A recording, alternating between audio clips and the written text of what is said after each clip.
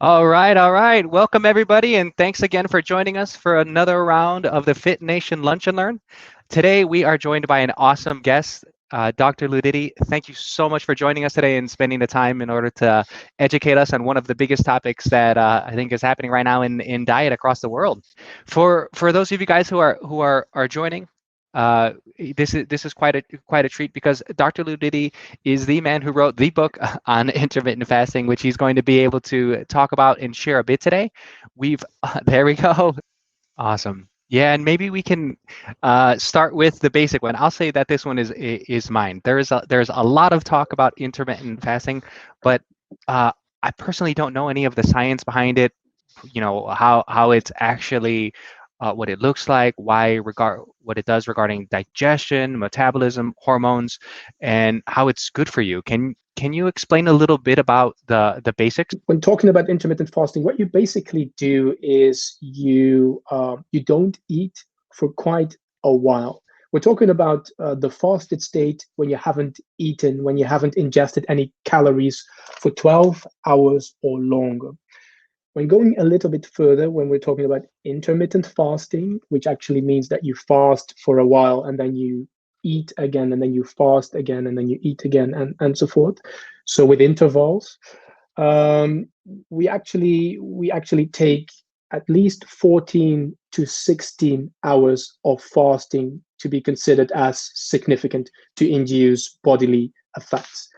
Now, what are the effects? What happens when you start fasting for longer than 12, actually longer than 14 hours? Your fat burning capacity will increase. During the initial fast, you will deplete your glycogen that is stored in the muscles and in the liver. Glycogen is sugar that's been stored in the muscles and in the liver, a reserve fuel source, as it were. You will deplete during prolonged fasting, 14, 16 hours, you will deplete glycogen, which means that you are in a relative energy shortage.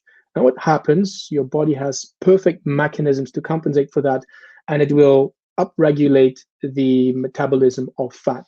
Your body will boost its fat burning capacity to compensate for the relative shortage from sugar to start with. Why would you want to use fat as a fuel source? Well, when fat burning increases, that means that your body fat percentage drops, which benefits health, which benefits sports performance in a way that it makes you less dependent on external energy, on food, on carbohydrates during performance. Fat burning capacity will increase. You will drop body fats. You will lose weight. You will become less dependent on food during exercise. And I've tested this repeatedly in endurance athletes, for instance, Ironman athletes, but also in very explosive athletes. I've worked with a former heavyweight champion in kickboxing, Badr Hari, and I'll also explain about his case in my book, who is a very explosive fighter who also benefited from intermittent fasting during his preparation stage in the absence of sugars.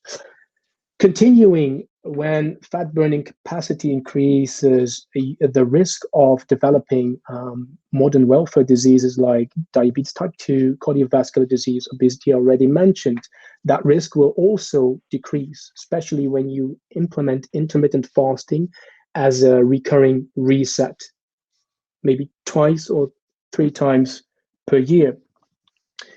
When I take it even further, it will benefit your body cells' lifespan. Cells will start recycling waste products, which increases their lifespan, which we call autophagy. And in this way, it's been proposed that fasting eventually slows down aging. Fasting benefits your brain function. Your cognitive function improves as a result of fasting. And all these mechanisms that I just talked about, they have evolutionary, a biological evolutionary background, because when we were still living as hunter-gatherers, the capability of going without food for a prolonged period of time has made us humans who we are. because during food scarcity, we had to find new solutions to cope with food scarcity. And what we would typically do is to move over to another place with richer soils to get our foods from.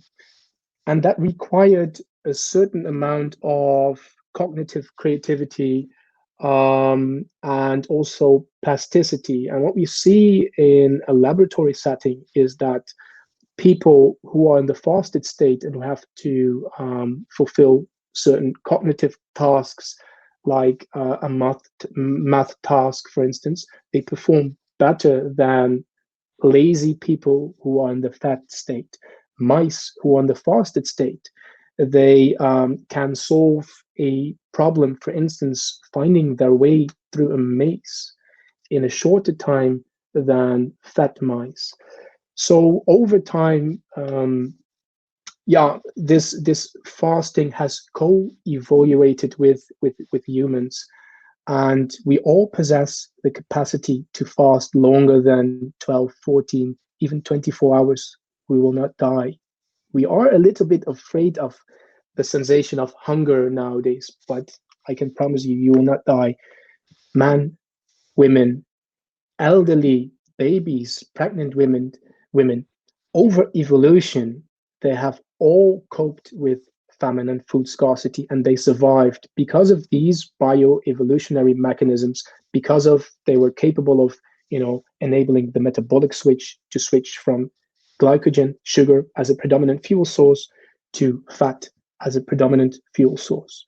In this modern time in which food is abundantly available 24 hours per day, in which we don't encounter food scarcity anymore, famine anymore, fasting could be that means to get you back to a healthy situation.